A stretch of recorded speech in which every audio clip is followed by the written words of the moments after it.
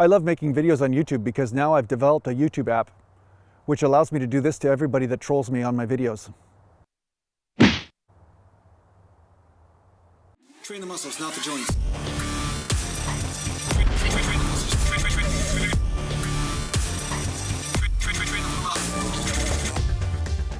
Welcome back to Natural Gallant Bodybuilding, and today I'm going to talk to you a little bit about some myths that are perpetuated on YouTube fitness and on the internet in general, on some of these websites and whatever, and the stuff I get trolled for regularly because of this brainwashing that has gone on in social media. Now, I've been in this game for like 32 years.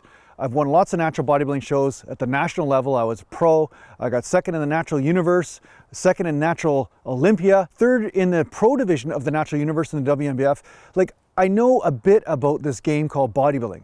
It doesn't mean that I'm impervious to age or aging, and it doesn't mean that I haven't had injuries outside of the gym from hockey, such as, dislocating shoulders and all that kind of stuff. But that doesn't mean just because life happens that I don't know what I'm talking about when it comes down to training, right? And the thing is, any of you guys who have applied what I'm saying and found out what works for you as far as just messing around with a few of the variables that I talk about, you'll see that the law of individuality reigns supreme.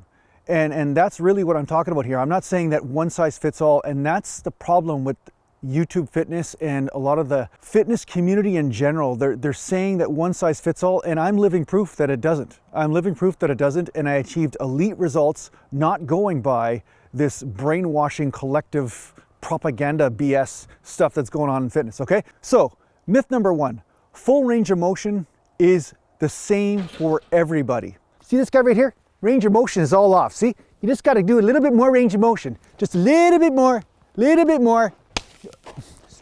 Okay, maybe not that much range of motion. I hope you're paying attention to that lesson.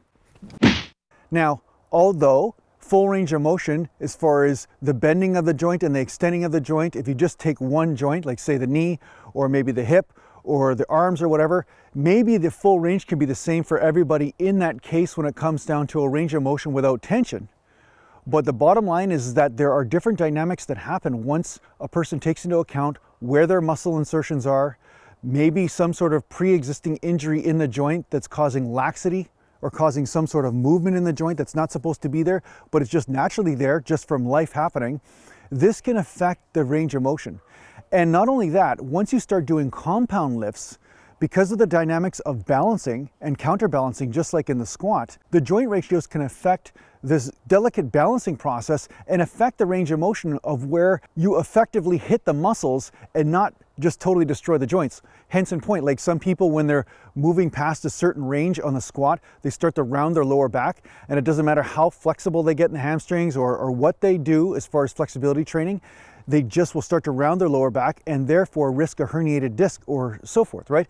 So because of this, range of motion isn't all the same for everybody, and what is full range is actually relative to a certain point of view because people are built differently, they move differently, and only through really paying attention to where those forces are playing out on the body or on the joint will you start to hone in what is your full range of motion. A lot of people mix up the fact that passive range of motion, passive full range of motion, and active full range of motion are the same thing, but they're not. Like, I could almost do the splits, but that doesn't mean that I want to do the splits under weight. Do you understand? So doing something under body weight and doing something under extreme amounts of heavier weight is going to have a different applicable range of motion because of the way that the forces are playing out. And also, depending on the movement that you're doing, this will also affect how dangerous it is for you to use heavier weight or lighter weight, right? Because obviously if you're just using next to no weight, you can do lots of different ranges of motion. Like I can flap my arms over my head and do whatever I want. If I want to throw a baseball, no problem. If I want to throw a cannonball, that's going to dislocate the shoulder. Do you understand? Like, so forces play a role in increasing the amount of impeccability or accountability that you need to have for perfect range of motion and perfect form for that specific movement. You can't just basically say, oh, this range of motion works for when I'm lifting feathers, so that range of motion must work when I'm lifting 500 pounds. No, it's different. So the weight does dictate the range of motion to a certain point. So that's something that you have to take into account. And this one size fits all where everybody is supposed to be doing the exact same form, regardless of history, regardless of the way you move, that somehow there's something wrong with you if you're not doing this range of motion, is absolute BS. And I've proven it over and over again that full range is relative and you can still produce elite results finding your perfect range of motion, and I'm willing to argue that you will establish better results than most people doing that, and many subscribers on this channel have also done so by following some of my tips and advice. Now, the second myth perpetuated on YouTube fitness and Instagram fitness and social media fitness is you have to squat to parallel. Now, I know this goes in alignment with what I just said, myth number one, but because the squat is such a popular movement, I thought it was worth addressing. A lot of people are saying you have to squat parallel or lower in order to get results. Now, the reason why people are obsessed with the squatting to parallel is because in powerlifting, that is the range of motion that is dictated as the proper form for that specific lift. It's like the agreed upon range of motion so that everybody can measure what is a proper squat or not for competition reasons. But that does not mean that that's the most effective squat for you to build leg muscle. Some people, it is. Okay, so I'm not saying it isn't for you if you're finding this to be true, but what I am saying is that for people like myself, I found a much smaller range of motion was more effective for me to keep the tension on the legs and the hamstrings and off of the knee joints, and also prevent my lower back from rounding. And like I said, I could do the splits and all this kind of stuff. It isn't a flexibility issue with my legs of why I'm not squatting to parallel, right? I've been doing this for so damn long that there's always some smart ass in the comments that says, oh, well, did you try working on your piriformis muscle or, you know, some shit. It's like, yeah, no, I've already done all that. Trust me, this is purely the way my hips are built and just the way I am, right? And where I find that the forces are actually playing out most effectively on the legs. So I have experimented with deeper level squats and stuff, and all it did was really inflame my knees and build a bigger ass, but my legs did not get any more developed. The only muscle that got a little bit more developed was the medialis muscle around the knee, but the majority of the quadricep and the hamstring did not get hit the same way for myself using a deeper range of motion. Again, you have to find out what is right for you, and this is what I'm trying to say, is that it is about individuality. It's about where do you feel the forces are playing out. So there cannot be a one size fits all when it comes down to squatting to parallel being the right thing for everybody, because everybody's built differently. Some people have a longer lower back and shorter femurs, and that will make it easier for them to hit parallel and still stay more straight up and down. Where a person with really long femurs and a shorter lower back, they'll have to bend over a lot more in order to get into the same range of motion. So those are just two lever arms that I'm talking about. I'm not even talking about the third one, which is the tibia, right? The shin bone. So once you understand this, you start to realize that, oh, wait a second, I could be ultimately aware and take into account where are the forces playing out? Where am I feeling the tension? So I really like training at this new gym, Fit for Change. It's pretty good. It's a pretty good time, but there's just a couple of concerns that I have. And one of the concerns is that I feel like I'm being stalked somehow. Like there's somebody following me. And I was doing some back, I was training, and then I found some footprints that were pretty disturbing outside. Just take a look here. Now, another thing that I noticed is that not only are there suspicious footprints outside, but what I'm noticing is that there's this one dude that keeps staring at me. You know, whether I'm training or whatever I'm doing, this guy has this stone cold type glare on his face. He's always in the background staring at me or something. You can see him in this shot. You can see me. I'm trying to do a video here and he's just staring at me. So, and if every time I squat I'm feeling knee pain or I'm getting a lower back tweak or something like that's happening, then there must be something that you're doing wrong for you, or maybe something you need to address. And yeah, sometimes it is stretching, sometimes it is doing some rehabilitation work. But in the end, if every time you come back to squats you're getting the same thing, then it's time to adjust that range of motion and find out how can you make the forces play out on the muscle belly, not the insertion points, not on the joints, because the joints are already taking a beating and they're already going to basically have to recover, and they already have a decreased ability to recover as fast as the muscles because the joints have less blood flow. So you don't want to be overstimulating the joints and understimulating the muscles. That's the whole point of bodybuilding. Now, the third myth I'm going to talk about is a calorie is a calorie. I mean, I can't tell you how many times I've heard this from people. They say, oh, just a calorie is a calorie. When it comes down to fat loss, don't worry about it. Just a calorie is a calorie. I'm like, well, based on that, then you should be able to eat just pure sugar, just a bag of granulated sugar for all your calories for a day, and it won't affect your body. No problem. You're going to have all the recovery you need, and you're going to have all the fat loss you want, and there you go. You got your calories from sugar. And of course, everybody backpedals in. They're like, no, no, no. Oh no, I didn't mean that. I didn't mean that. Well, no, you did mean that, because you're saying a calorie is just a calorie. So if I just take pure calories in just from table sugar, or pure calories in just from saturated fat all day, you're saying that I'm going to lose the same amount of fat and gain the same amount of muscle? Obviously not. I mean, obviously macros do make a difference. Obviously protein intake plays a role. Obviously fiber intake plays a role. Obviously these things are like a critical mix in order to enhance your body's ability to recover, stabilize the blood sugar, along with burn fat and build muscle. So a calorie is not a calorie. And I found that to be true so often that it's sickening that I even have to argue such simple stuff. It's like trying to argue with somebody about saying gravity doesn't go downwards or doesn't pull down. I don't know, what words do you want to use? I know somebody will correct me, but the bottom line is the force of gravity is moving in this direction towards the dirt, okay? So the bottom line is that I'm not going to argue about, oh yeah, gravity moves down. Oh, maybe sometimes it goes up. I don't know. It's you know, this is just a simple sort of thing that is a laughable topic, I find. I didn't understand why people debate this. I'm hearing the branches kind of click around up there, and I'm talking about gravity at the same time, so I'm thinking, hoping one of these puppies doesn't break off, because there's a bunch of branches behind me on the trail that did break off. Don't have much of a windstorm today, so hopefully you don't see me die from a branch.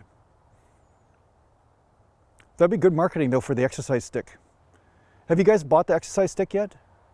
I noticed that I offered that super aminos, and these aminos that I talked about in a video ago. I'll put a link in the description for you guys to use it for $50 off or whatever. I noticed nobody bought any, so I don't know if you guys checked them out or not, but let me know if you check them out at least anyway. Come on, you know? I mean, nobody buys the exercise stick and now nobody buys the super aminos? What the hell? I don't understand it. Anyway, I'll put the link in the description if you deserve it. If it's not there, that means you didn't deserve it. I'll do it some other time, maybe, if you deserve it. Now, the fourth myth perpetuated in social media when it comes down to training and exercise form and all that kind of stuff is that you have to touch your chest with the bar in order for you to get results. So that applies for lat pull downs, that applies for bench presses, that applies for bent over rows. You know, like, so there's all these people that are talking about like, you have to basically touch your chest with the bar, not taking into account that maybe somebody's forearm is longer than another or shorter, or maybe their humerus might be longer or shorter, and one person could be touching their chest with the bar and a totally different angle of stretch could be happening around the shoulder capsule for one person as opposed to another. So the fact is that, again, this goes in alignment with the first myth that I talked about, is that the bar doesn't really have a lot to do with exercise angle, like where the bar is. So a lot of times people will be like, oh yeah, I want the bar to be here, or the bar to be at my chin, the bar to be at the forehead, and everybody's supposed to put the bar at a certain level when you're doing shoulder presses or something. But that's a generalization. But really what you want to look at is the angle of the joint and where are you feeling the forces, like I've said before. So don't pay attention to where the bar is, whether it's here or here. You know, don't pay attention to where the bar is touching your chest or not. That is not as important as the angle that's happening around the joint. That's really going to tell you more about what muscles are coming into play and what's happening. This is also a common misconception. It's something that a lot of beginners start with, and it's amazing how many people who are intermediate or have been around for a while are busy looking at the height of the bar instead of actually, hey, what's the angle going on in my shoulder, or what's the angle happening around my lat? You know, look at those angles. Don't look at where the bar is. Now, this myth should be obvious for most people, but it's amazing how many comments I get from people from time to time who don't seem to understand it. And I understand when I was like in my 20s, or I was a teenager, or maybe maybe even early 30s, I didn't want to embrace the fact that this natural law comes into effect for everyone at some point. Every one of you is going to be victimized by this law. I hate to break it to you, but it's going to happen. And that is the law of aging, okay? I'm not saying that you'll age fast or you'll age slow. The thing is, different people have different genetics. Some people age slower than others. Some people, you know, they look like they're decrepit by the time they're 30. You know what I mean? Like, aging does happen. And it has something to do sometimes with the mileage that you put on your body and that sort of thing. But there is a certain genetic predisposition each person has that will dictate basically where their hormones are and how they feel and whatever age, you know? So a lot of times I get people coming on here and say, hey, Jason, you don't look exactly like you did when you're 25, 26, you know? I'm like, well, yeah, no shit. Aging does happen. And also mileage, like the, you know, injuries from hockey and that sort of thing that I've had. And yeah, aging is a thing, you know? I hate to break it to you, but it is. Excuse me. Can I help you? You don't know what you're talking about. Okay. I'm as young and as spry as I've ever been. You know what I'm saying? Watch this. Watch. See how limber I am? See, I can move just like I always did. No problem. Except I have to poop really far from the ground when I'm standing up. And I can't sit on a toilet. Whatever you say, big guy. The thing is, there's a lot of factors that go into your bodybuilding physique, and sometimes aging does play a factor. And then of course, some people look at these guys on some channels that are full of hormones, or they're cheating, or they're doing whatever it is they're doing. They say, oh, that person looks better than they did when they're 20. And it's like, well, yeah, but one day their heart will blow up. I mean, it's like, there's a cost and a price for everything, right? But even taking that into account, would you say that Arnold Schwarzenegger and Lou Ferrigno and all these guys that were great in their 30s and early 40s and whatever in bodybuilding, would you say they look the same now? Would you say their physiques look the same now as they did in their youth? Of course not. I mean, it wouldn't even be reasonable to expect a 60 or 70-year-old man to look the same as he did when he was in his 20s or 30s. So that is something I find that a lot of people don't take into account when they judge somebody that's speaking to them. They just assume that, oh, you just make gains and you perpetually make them right till the time you go into the grave. You know what I mean? Like, you're just a monster by the time you step into the grave, right? It's like, this is not the way it works, right? I mean, I wish it was, but that's just not the way it works. And yeah, it's funny. So aging does exist. I'm not saying you can't combat a lot of it and possibly stall a lot of it. And yeah, it's a constant journey to be able to figure out what is going to prevent you from aging. But yeah, in the end, it's a battle we all lose eventually. Otherwise, we'd be immortal. Some of you might be immortal. I don't know. Maybe I'm talking to immortal people right now. Maybe that's why I'm under such intense scrutiny and judgment. Now, the final myth I'm going to address is in alignment with the first few myths that I talked about. But this specifically, you know, this isn't about relative range of motion or not. This is about actual partial reps, like whatever's relative for you, partial reps. Okay, let's talk about those. Partial reps, the big myth in YouTube fitness and in social media is that partial reps don't work. Like somehow they're just a method of cheating, but they don't do anything. But the funny thing is that you'll find that when you get stronger in partial reps, your strength in your full rep goes up. It's kind of funny, right? But I've seen guys do full reps and their strength in the partial rep did not go up, or at least not as much as the person who was doing the partial reps regularly, right? So the bottom line is that any way that you can challenge the muscle, any way that challenges the muscle is going to stimulate it in some way, shape, or form. And the more you feel that muscle, the more you feel that that muscle hits fatigue, the more results you're going to get. And if you're just fighting coordination or just overstretching yourself into a pretzel in order to do a movement, the stretching yourself into a pretzel becomes the weak link, but it's not the actual muscle's firing ability as much as it is just the awkwardness of the movement. So for this reason, partial reps do work, and they work very well. So I've had lots of testimonials of people who have come to me and said, hey Jason, you know, I was doing full reps on bench and I was doing nothing but tweaking my shoulders. Maybe I should try a little bit more of a partial for a bit, like maybe just an inch above the chest or something like that. The minute they did that, they got stronger, they got rid of their joint pain, and then they found that when that one day they go to do their maximum bench press, they found that their maximum bench press went up with full range of motion, even though they weren't practicing full range. So there's this big myth out there that it's just dangerous to do partials and all this sort of thing. It's not. I mean, not any more dangerous than weight training itself. It's just a matter of paying attention to how you feel and making sure your form is good as far as you're remaining tight and you're not bouncing things around too ballistically when you're using heavier weights. You want to slow down the speed of the repetition on the deceleration part of the movement when you're using super heavy weight, of course, for safety reasons.